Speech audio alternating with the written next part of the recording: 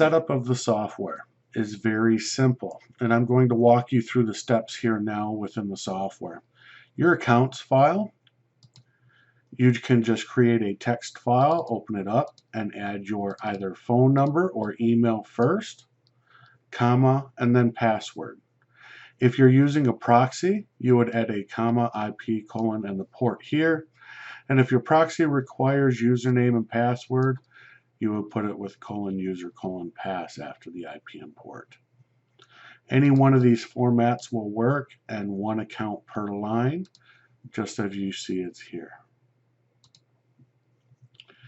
The city example file, it's just going to be city, comma, space, and then the 2 characters for your state or wherever you are within the world. However you type in your location on Facebook, usually that's what you're going to use here. You can put 1 location per line and as many as you want.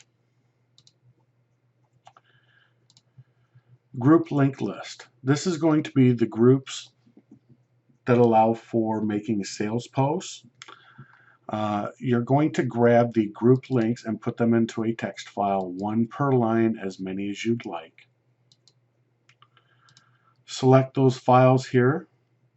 And lastly, here for selecting of files is going to be the data CSV file. Now you can edit a file inside of Google Sheets or inside of Excel. If you're from a European country, your delimiter is usually a semicolon.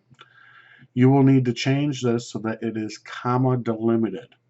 So the best way of doing this is just uploading it to Google Sheets and export with the delimiter being a comma. You can also verify this by right-clicking it and open with Notepad. Let's say that your description here had a comma in it.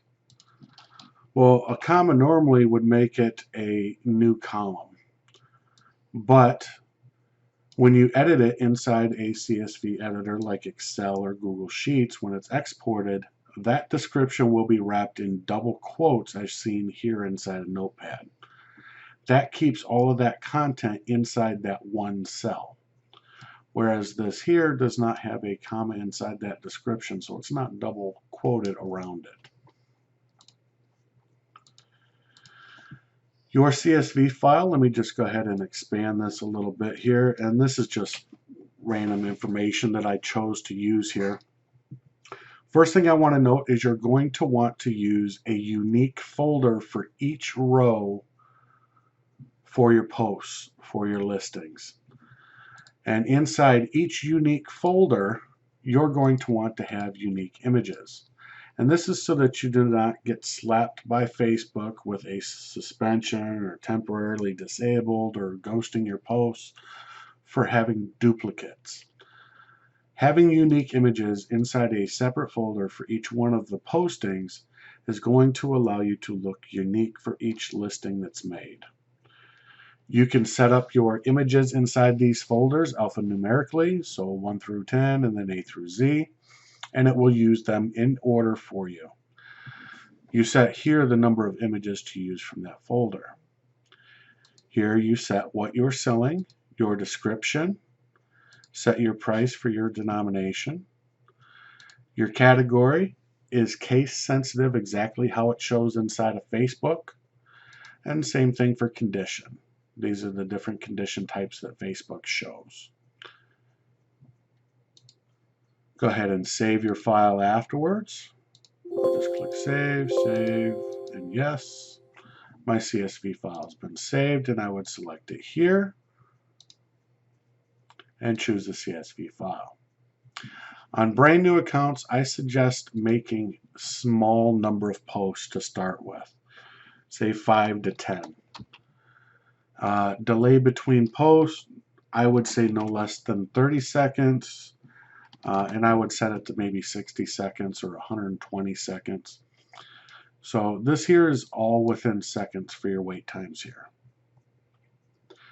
Thebestspinner.com, if you have an account. Marketplace is the same thing as making a sales post within a Facebook group because those group posts show up inside the marketplace. Auto replies, which I'll get to in a minute, or both.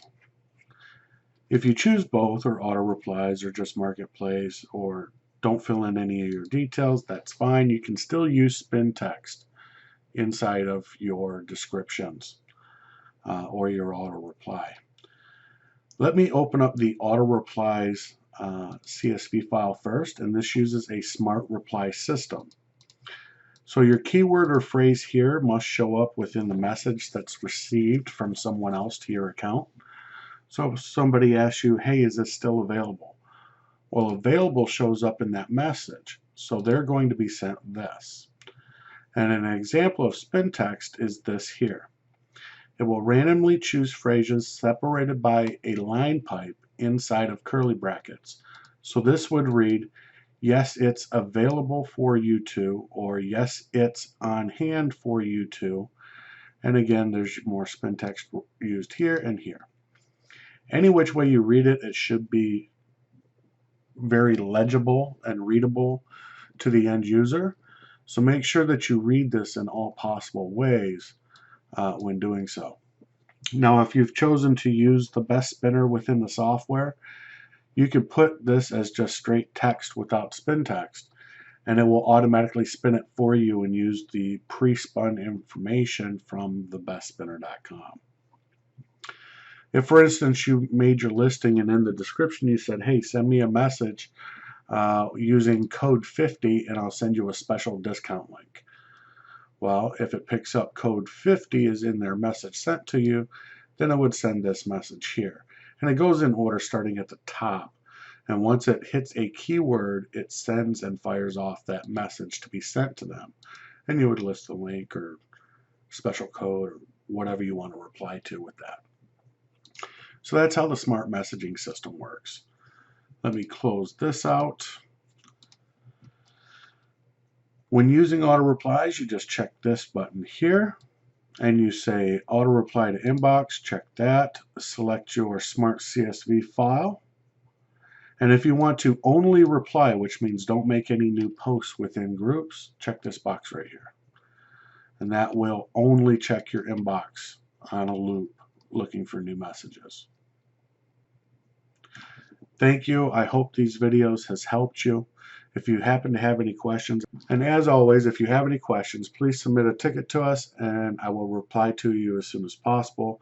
I check the ticketing system numerous times throughout the day, and thank you.